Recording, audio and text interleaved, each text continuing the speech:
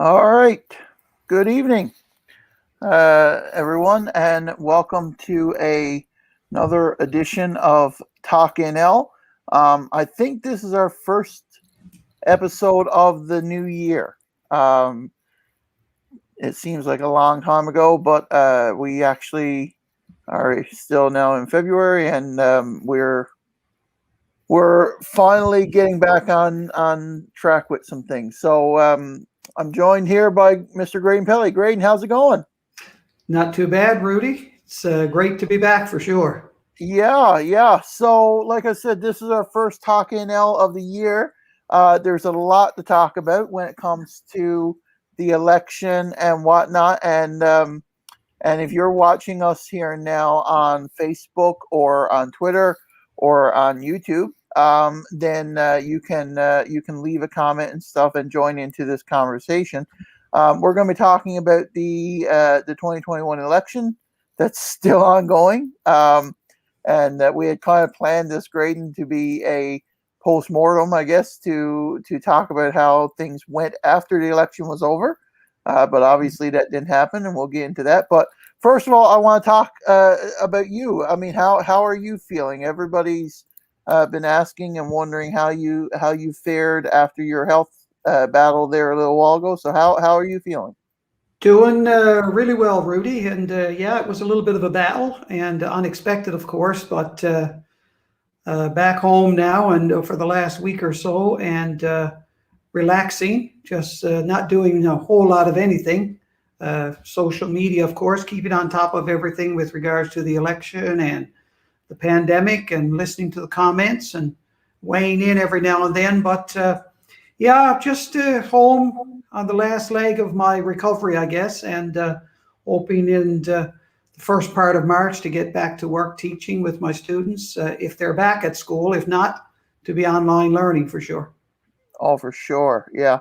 And I mean, it's a challenging time. Obviously, as we're recording this now, we're in level 5. We're alert level 5 of a public health pandemic. So it's very difficult times for a lot of people.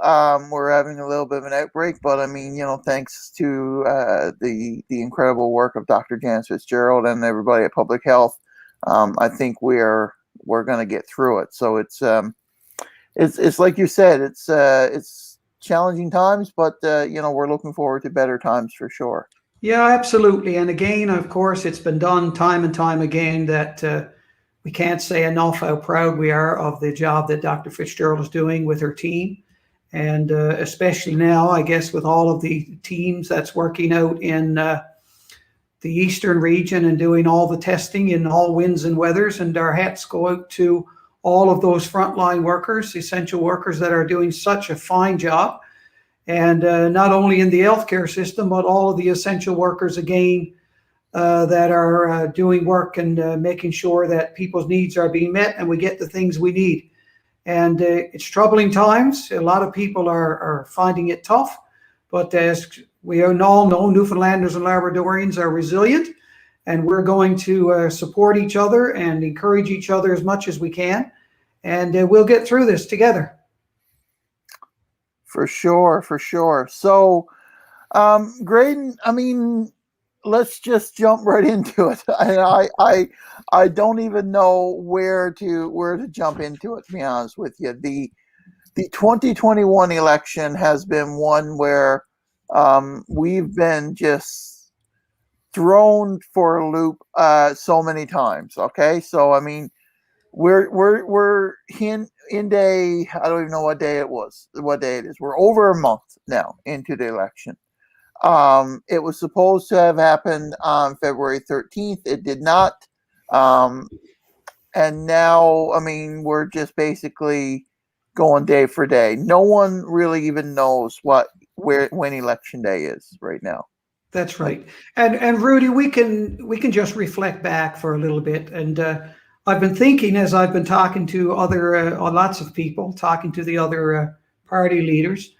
I go back to the report that we got a little while ago that the opposition parties in the House of Assembly put a motion before the House before it closed to postpone the election till a later time when it was safer and more practical to have it.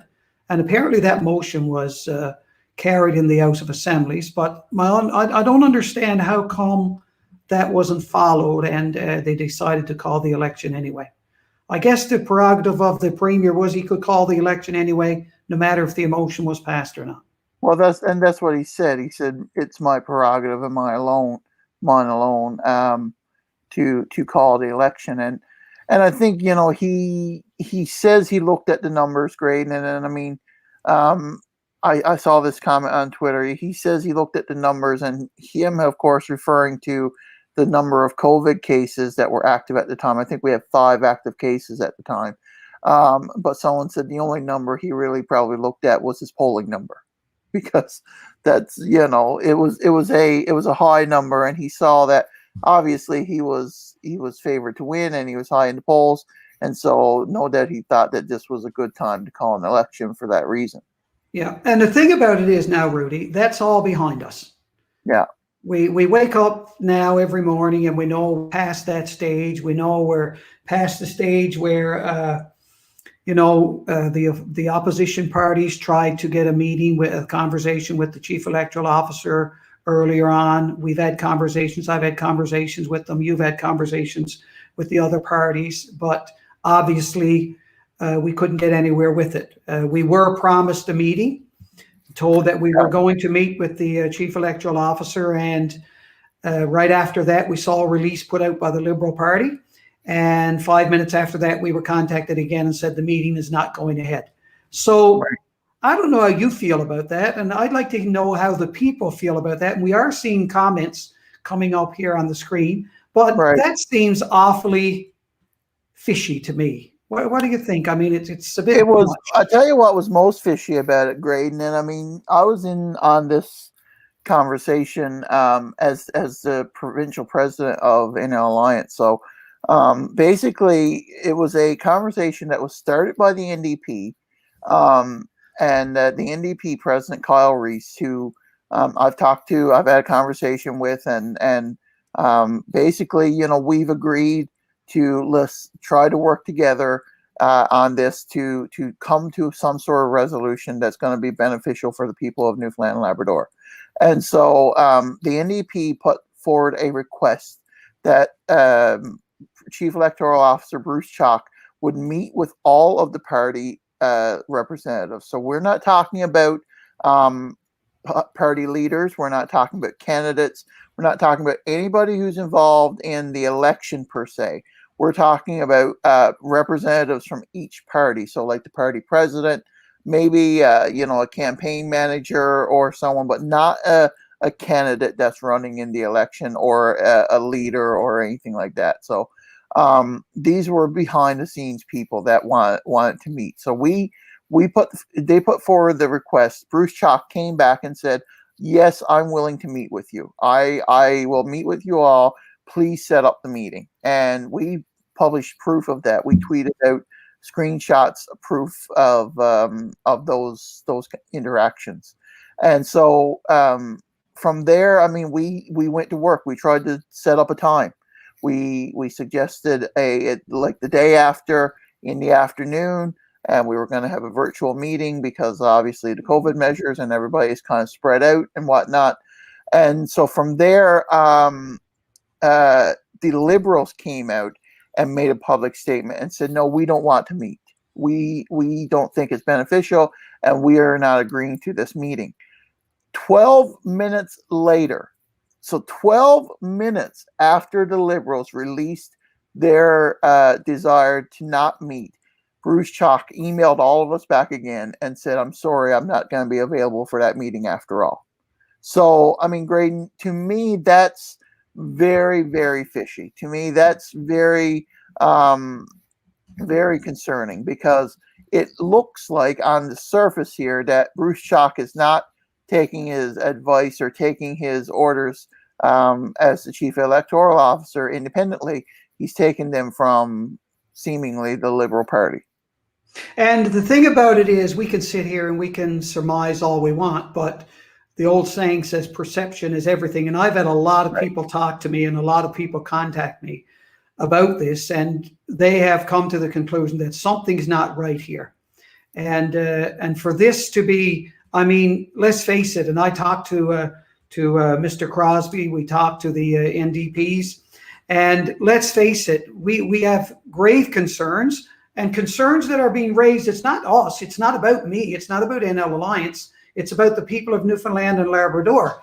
So what we want to ensure is that every person that desires to vote in this election gets the opportunity to vote. That's what it's about. It's about making sure. And I've heard the people on open line from the Labrador. I heard MHAs from the Labrador talking about the struggles they're having in that part. I talked with people on the Northern Peninsula, the struggles they're having there. And all of these things needs to be taken into consideration. And I think the best way to have brought all of these concerns properly is to sit down and have a conversation. Yeah, definitely. I want to go to the comments here because this is exciting. We're actually getting some comments here. Great. And watch this. By the way, folks, if you're watching us tonight, we are using a little bit of a different a service here, and we've got some new technology. If you've noticed that, we're going switches and we're putting us full screen, and I'm telling you, it's exciting. It's actually like it's a professional operation here tonight, Graydon. I don't know what to tell you. Jamie Warren down on the Burin Peninsula asks, do you think the election will be contested in court? Graydon, what do you think? Do you think it will be? Absolutely. And that's not pointing at any particular party, but I've talked to lots of people from different parties, and with all that has been going on, I mean, I've already seen people online who've said that they're going to challenge it themselves outside of the leadership of the parties. But I believe with all of the questions that were not answered, with all of the things happening the way they did, I think that it will be challenged, and it's going to be dragged out for a long time, I think. Yeah, definitely. Jamie, I'll answer it this way. It's not that I only know it's going to be challenged in court. We've been told that it's going to be challenged in court. So yeah, definitely. I mean, that's one of my biggest concerns right now, honestly, is the fact that we are headed down a road where this election is very possibly not going to be a legitimate election. So we're probably going to end up cluing this one up as fast as, however long it takes, depending on the outcome. If it's a minority situation, then we're probably going to be going to the polls very, very quickly. But now again, there's a lot of factors. I mean, because I've seen people discussing this online as well. I mean, you've got parties who just emptied their war chests, right? I mean, can people really afford another election? Do people want to go to the polls again? Well, I think we can pretty well answer that, Rudy. People are not going to want to have to do this. So people are not going to want to do this. So I mean, if there's a government, if there's a majority government, then probably definitely not. We're not going to be going to the polls, because the government who wins, the people who win, or the party who wins, are not going to want to do that. They're going to want to hang on to power, which is unfortunate. I mean, somebody actually put it this way to me. They said, well, we're probably going to challenge it in court, but then again, we've got to wait to see what the results are going to be. So basically, they're saying if they win, then they're not going to want to challenge it in court. If they lose, then they're probably going to challenge it in court. So, I think definitely. Rudy, just let me cut in here. With regards to that, do you think? And I was looking at a comment here. Do you think there's a lot of people in Newfoundland not forget them, but let's move away from the people that are trying to get ballots and can't seem to get it worked out? Do you think there's going to be a lot of people not even bother? Not even bother what? Voting? Yeah. I think this is going to be probably the lowest voter turnout that we've ever seen. I'll be genuinely honest with you. And we've seen some pretty low voter turnouts. But I think, I mean, the last number I saw out was 100,000. Mhm. That's 40,000 or so that have requested that voted in the advanced poll, right? Yeah. And then you've got about 60,000 people that requested ballots. I know, Graydon, you voted in the advanced poll, right? Yeah. Right. So I requested a ballot. I did not vote in the advanced poll. I requested a ballot. I have to say, I mean, I consider myself fairly technologically literate, regardless. But I found it a fairly easy process. Hmm. It wasn't too strenuous. I did it on my phone, right? I did it on my cell phone. I had my driver's license ready with a photo ID, and I clicked the button, and it asked me to take a picture, and I took the picture of my driver's license, and it actually added it to the form, and I just filled in my information and hit submit and got a confirmation. So I mean, Let's think about the seniors in Newfoundland and Labrador, Rudy. We got a high population of seniors who well, it's not only seniors. take much Yeah, pride in voting during an election. yeah, yeah. So, and also not only seniors, like you said, it's other people. You got people in parts of the province where the internet and uploading a picture and uploading a photo or taking a Without a picture of doubt. your ID, it's really a nightmare for them. But Like I I said, really yeah, think about the seniors of the province who take great pride in voting in an election. Just yeah, think about even getting someone to where they are to help them yeah, now with and the level 5. yeah, and honestly, I mean, like I said, for me, it wasn't an issue, but I realize I'm not the norm either.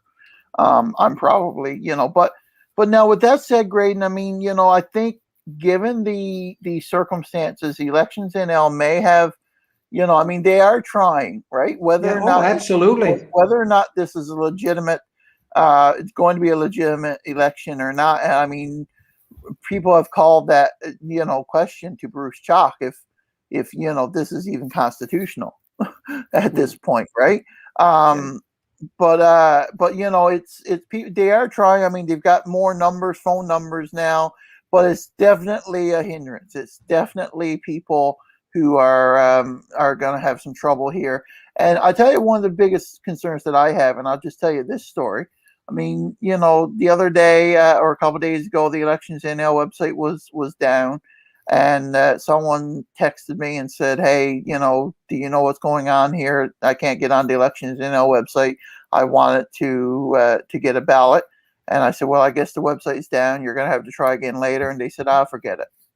Yeah. You know, so no doubt there's going to be a lot of people that do that because they might be passive in their voting, and if anything, I'll be honest with you, this might have brought a lot of attention to voting, Yeah, right? Like this, absolutely. And you know, certainly attention to our Elections Act yeah, where things need to be right, changed. exactly. Someone wrote here, Rudy, I know seniors who do not have a cell phone or computer and cannot request a ballot. Very upset that they may lose the opportunity to vote. Yeah, right. And I mean that's unfortunately the case where a lot of people are going to be are going to find themselves. A lot of seniors don't have email addresses. A lot of seniors don't have. I'm going to be honest with you, Graydon. A lot of seniors don't have photo ID, Yeah, right? absolutely. And one of the big problems that we have probably found ourselves in the last number of years is the fact that our voters list is so out of date. And people online, when we put out the comments about this and stuff, for instance, getting the voters cards. Okay, Yeah. so people reporting saying one person said they got a voters card for someone who's been dead for over 10 years.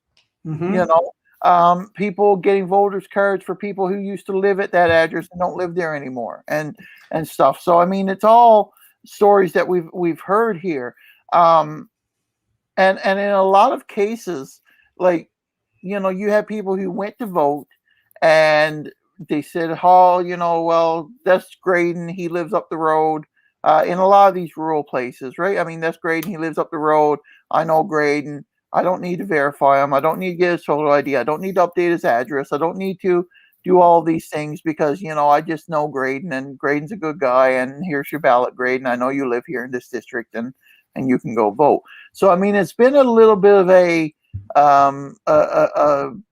falling down on administratively, and I think in the last several years, right?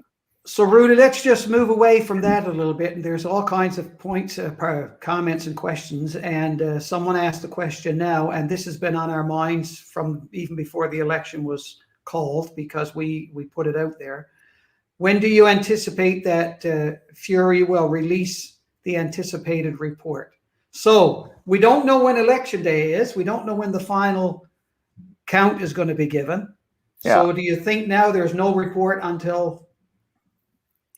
Well, it's going to be interesting because, I really think that, the report was supposed to be out, I believe, on the 25th. So February 25th is supposed to be the date the report is released.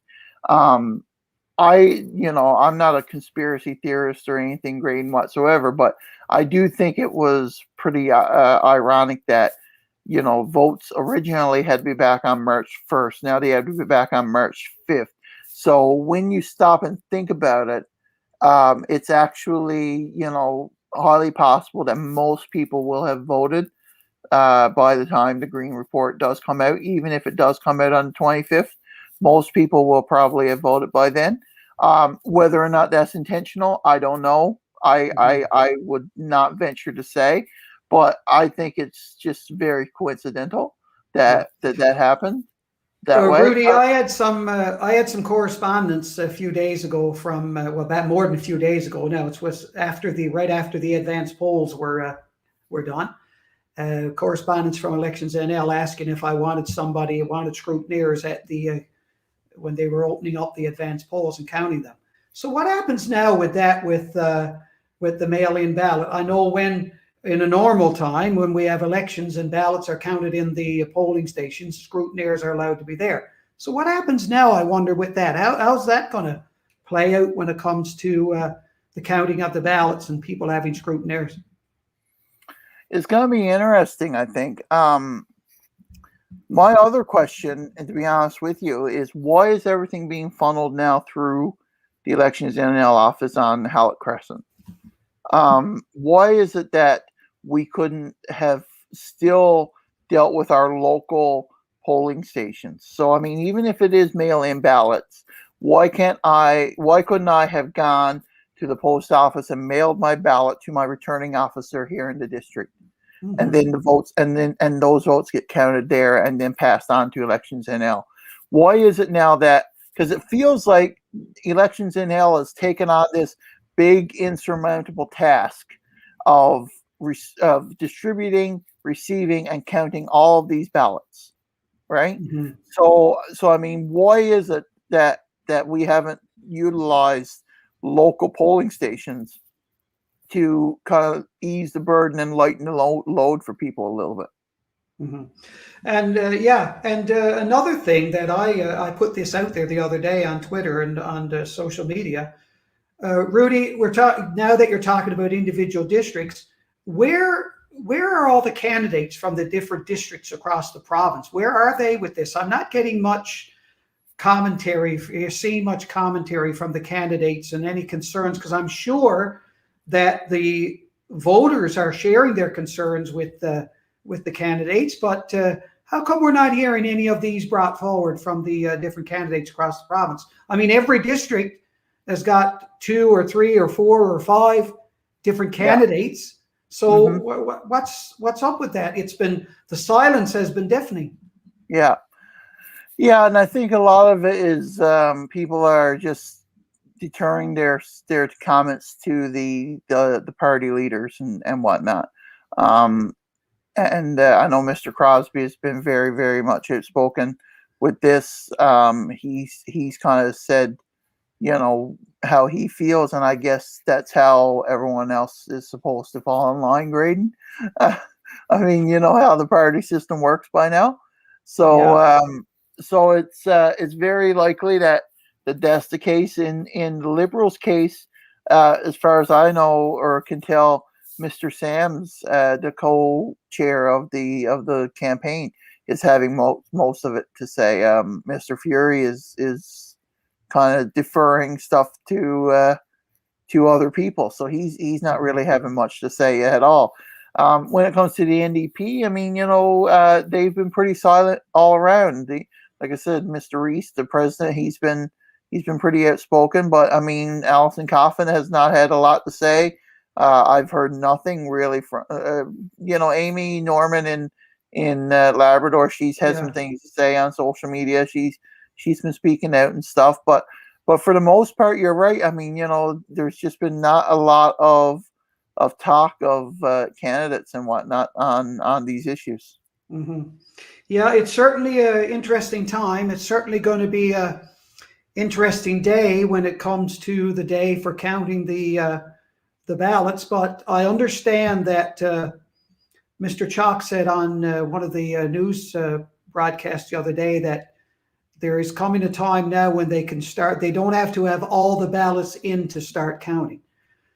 But it's a good thing the last couple of days now, Rudy, to see Elections Canada help out with opening up some more phone lines and giving support there to help as many people as possible. That's a positive.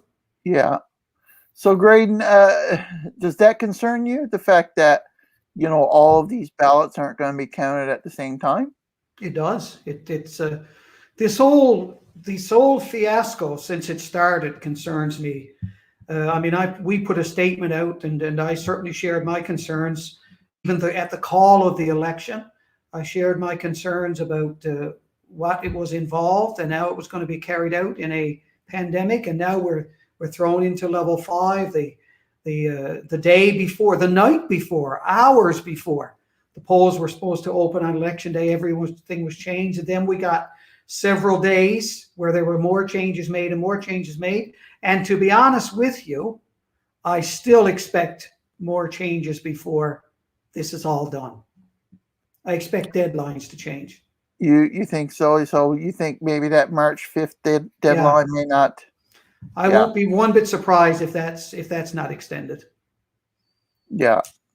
Yeah. I had an interesting telephone call today, Rudy, from the Evening Telegram. The reporter called me and asked me, did I hear the latest news? Apparently, there was a rash of break-ins in community mailboxes in the metro region and in the region covered by the RNC. And they asked me the question if I was concerned whether or not, because it's still ongoing, if I was concerned whether or not this might affect people getting their ballots, if they're breaking into mailboxes and destroying things, if some of the applications for ballots could be destroyed. Great. I mean, like you gotta scratch your head on some of this, don't you? Like you couldn't write it if you had wanted to write a book. But I was very surprised with that call today. But it's certainly a concern now when you think about some people saying they've had their application in for days or a week and they haven't received anything. So who knows? And this is the thing, and this is why I fear that this is not going to become a legitimate election, because the fact of the matter is that there are just too many questions at play here. There are too many things that people are going to start questioning, and people are going to start raising red flags about. And I mean, we've got to put our faith and trust in the Elections NL officials. And I really, really hope that they can earn that trust, or they can prove that they're worthy of that trust. And my biggest fear is that so far, I mean, they've done so many things that just make me shake my head and say, "Oh my goodness, what is going on here?" It's a difficult situation, to say the least. It is, and a lot of people are talking about it. I mean, it's not just us who's heavily involved with politics and following it every day and on social media and stuff like that, but people across Newfoundland and Labrador, you hear it, and we've had conversations with them. They're very concerned about this whole thing, and now with the pandemic, and now we've gone into level 5, and people have sort of said, let's be focused on the real issues here, and that is staying safe and healthy. So yeah, that's where it is. That's where Newfoundlanders and Labradorians are right now, and that's where we should be. We should not have to be worried about an election right now. This should not have been on the table. We should not have had to be dealing with it, but we are, and here we are, and there's so many unanswered questions about it. Yeah. Shifting gears a little bit now, how have you been finding the campaigns and the platforms and stuff? What have you heard anything that has stood out to you, that's concerning you, or that's even impressing you? Or well, I guess the big thing on people's minds, Rudy, is we're all waiting in anticipation of the Green Report. We are wondering what's coming, what's going to happen, and I've said on open line, I've said on social media, I've said when I've talked to people on the telephone, and before we were in a lockdown, I said to people face to face, make sure that you know what you're doing when you go to vote. Make sure you have talked to the candidates and asked their opinions and ideas and got their, the sad thing about it is, it was only last week or so that we got somewhat of a platform out there from the different groups. And the thing about it is we're being asked by a government now to give them a majority based on a lot of what ifs and a lot of things we don't know. And that's what was frustrating. I think that was the most frustrating thing for me when this all began and we had an inkling that the premier was going to call an election, is that they're asking us to support them and we're trust them blindly. That's how I put it. They're asking us to trust them blindly because we have not been given the plan for the future. Let's face it, in these platforms that were put out, we've got, hundreds of millions of dollars worth of spending, and we got to borrow money in order to pay for it. So what's the likelihood of these election promises again being fulfilled? We can't pay the interest on our loans without borrowing money. So what's the likelihood of these things being carried out when we're in such a financial mess? And outside of Muskrat Falls, I can go through and talk about all that we owe and what we got to pay because of Muskrat Falls. And that's a conversation now for another day. But even outside of that, the situation that we are in financially as Newfoundlanders and Labradorians, that's what we've got to take care of. And if the federal government comes with assistance for Muskrat Falls, fine and dandy. But what about all of the other financial mess we find ourselves in outside of that? Yeah. A lot of people just say it's empty promises, right? Absolutely. People think that you just put stuff in a platform to say, we're going to do this. Like 2015, the Liberal platform in 2015 is a classic example. So many promises, different things that we're going to do this, we're going to do that, we're going to do something else. And then all of a sudden, they get in and say, oh, sorry, we got no money. So we can't do anything that we just promised you that we were going to do. Yeah. So, at the end of the day, people were crying out for platforms. People were crying out for, those promises that people love to hear. And then as soon as it came out, it seemed like everyone criticized them and said, hey, listen, we can't afford this stuff. So what are you saying you're going to do it for? Right? Yeah. And the two things that we know, Rudy, for sure, no matter who gets in power, and if you're planning on getting in power and continuing to do things that makes you popular, then you're not going to help Newfoundland and Labrador. There's some tough decisions that got to be made. However, they have to be made based on collaboration and talking with all the stakeholders, because in the past, governments have made decisions without talking to the real experts in the fields that they need to be talking to, whether it's, fishery or forestry or aquaculture, it doesn't matter. And it seems like governments make decisions, they plan budgets without having, they say they do consultations and all of that, but we know most what happens to that. But there's two things that we got to have now, and this election has certainly proved beyond a shadow of a doubt that we've got to have democratic reform. We have got to change the way that governments do things, because Well, we have this is proven. absolutely, this is pointing it out. And the other thing is, and I was talking to Patty on Open Line last week, talking about our debt.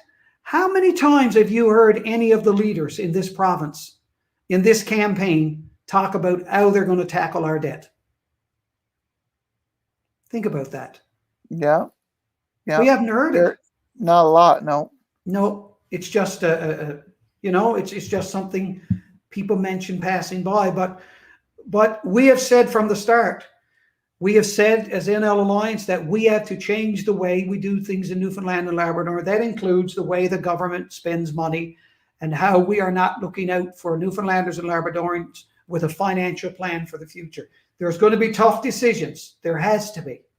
But there's a way to do it. And that is if we are willing to talk to other parties, if we're willing to talk to all of the elected officials and bring them in as part of the conversation.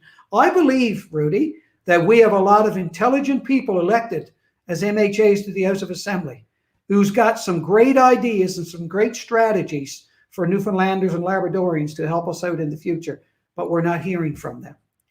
Yeah, William Neville says the elephant in the room is our debt. It limits everything we do right now. We need to get our spending under control. I totally agree with you, William. And I believe that when we go to Ottawa and ask Ottawa for help, they're going to look at us and say, what are you doing to help yourself? Yeah. What plan do you have? Warwick Butler, William's one of our candidates in Mount Pearl North, and Warwick is another candidate in Conception Bay South. He says if it means getting it right, I agree with more time, and he's talking about the election there. So I mean, we just talked about what our candidate's saying. So here's a candidate saying that if it means that we've got to extend the deadline, then let's do it. As long as we do it right. Yeah, absolutely. Right. Bernie asks the question, doesn't the law require that the votes be counted on the same day? I'm not sure, Bernie. To be honest with you, that's something I'd have to look up. But on the surface, I'm not exactly sure. I mean, when it comes to advanced polling, I think they're counted in advance, right? Advanced polling is counted in advance because usually, I mean, at an election, you get the advanced polling numbers first. They're not released, obviously, until all the results are released at the same time, but all the votes are not necessarily counted at the same time. So, that's. But yeah, good point. I mean, definitely. And with regards to counting the votes, Rudy, I'm wondering now how that's going to be done. Are we bringing in a company to do the counting? I know before when I was involved with counting votes and stuff, we brought in a company with the counting machines and opening the envelopes and stuff. Yeah, so it's gonna be interesting. And I raised this point a while ago. I mean, there are companies out there that specialize in these things, Graydon. They specialize in online voting, and they specialize in mail-in voting and phone voting and whatnot. So I mean, we're not reinventing the wheel here. No, we're merely just trying to get by. And so I think we should definitely be looking at outside help. I mean, not just from Elections Canada with the phone banks, but what companies and organizations and stuff are out there that help us to do things like opening the envelopes and whatnot. I mean, we're talking about 100,000 envelopes here, folks. So, you're not getting. You're not opening them with a pencil, right? No. Janice Walsh asks or says, "Good point. Why are the votes going to St. John's?" I wonder that. I mean, why aren't we utilizing the local poll workers? And I raised the point as well, Graydon. What about these poll workers? Are they still getting paid? Right? I mean, all these people that came forward and applied for these positions and probably did it. A lot of them are seniors. They were hired because they had to go get the stations ready.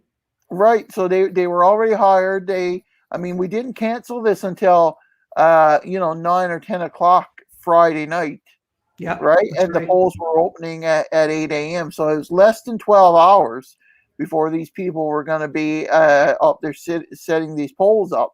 So I wonder, like, how did the rug get pulled out from under them? I mean, it's probably not a big amount of money that they missed out on, but it's probably a few $100 that they would have gotten. And I mean, if It's you're like your grandfather would say, $50 is $50. $50 is $50, right? Yeah, So, that's right. so I mean, if and I mean, let's be honest, let's be real. I mean, a lot of these people were retired and on fixed incomes and seniors and whatnot, and so I mean, at the end of the day, that was probably a bit of money that they would have liked to have gotten. So, I wonder Yeah, why we couldn't have utilized them a little bit more, right? yeah, absolutely. You know. Rudy, we're getting along in time now, so I Yes. guess another big thing in the news the last few days was that the kids are starting their online learning. I'm Yeah. seeing lots of positive things about that. Lots of educators and administrators and school board officials on the move with that. Seems like people are ready to move into online learning, and a lot of good things happening. Yeah. I've got a lot of friends who today were kind of setting up their kids and everybody seemed to have their own little workstation, and Yeah, it was ironic today because today would have likely been a snow day in our area. We got a little bit of a winter storm in these parts, like in many other parts of the island. So today would have been a snow day, but obviously it wasn't because I mean it was online learning. So, what do you think, Graydon, when it comes to the educator perspective? I mean, obviously it's been challenging getting the Chromebooks and stuff rolled out, apparently, but do you think that this is the future of education in our province? Do you think this is where we're headed? well, absolutely, I think so because I mean, I've done online learning with my students in my class quite a bit, and set up Google Classroom and lots of online resources and making sure the kids are on and we're communicating and doing things. But it's certainly, I think, a lot of it is going to happen in the future. We're going to continue. This is not something that we've been just doing now since COVID. We've even when we were back in school, we were still using our Google Classroom and interacting with students and parents while they were home. And it's certainly a great tool. And as I've listened today, and as I've been at a keen ear on the social media today, and lots of great ideas being put out by teachers and all support staff and administrators and school board people. There's a lot of fantastic things that are put out there where student learning, and it's going to be a little bit of interruption, but there's still going to be lots of fantastic learning that's taking place. And I mean, I've done it with my students, as I said, and their students are pretty excited about it. Students like doing new things, and this is certainly something new, and they're really good with the technology piece of it, Rudy, and they learn really fast and come up with some great ideas on different ways to do things. And it's different, but and it takes some time to get used to it, but for all intents and purposes, I think it seems to be going quite well. And I mean, there are some frustrations with regards to the Chromebooks that the government has ordered that are not here yet, and we're trying to make sure that all the students got some device at home to participate. But all in all, my hat's off to all the teachers and administrators that's working hard every day. And it's not just from 9 to 3, like people think. It's a long day preparing for online learning, and my hat comes off to all the people that are involved in making this such a smooth transition, for sure. For sure, for sure. Well, I think, Greg, we're going to end it there. This has been an excellent conversation. Thank you all for everybody who tuned in and submitted comments and whatnot. We're going to probably try and do this again really soon because I'll be honest, like we tried this as a bit of a test case, and like I said, we had some new technology that we're trying to utilize here. And I think it's gone really well. And so next time we'll probably try to have some sort of guest on, and we'll have a talk about some sort of issue. Whether or not the election will be done by then, who's to say? But we'll take it from there. Yeah, and just before we go, Rudy, I just want to encourage everybody, remember our essential workers. Remember all the people that are doing as much as they can to provide services for us, and be kind. You're welcome, Graydon. You're welcome. Yeah, I appreciate it, Rudy. Everybody be kind. It's frustrating for a lot of people and it's trying times, but if you're going to say anything, say something encouraging to help people along, and be safe and look after yourself and look after your friends. And I'm going to steal the classic line: "Hold fast, Newfoundland and Labrador." There you go. We'll see you again really soon. Thanks everybody for tuning in. Okay, take care.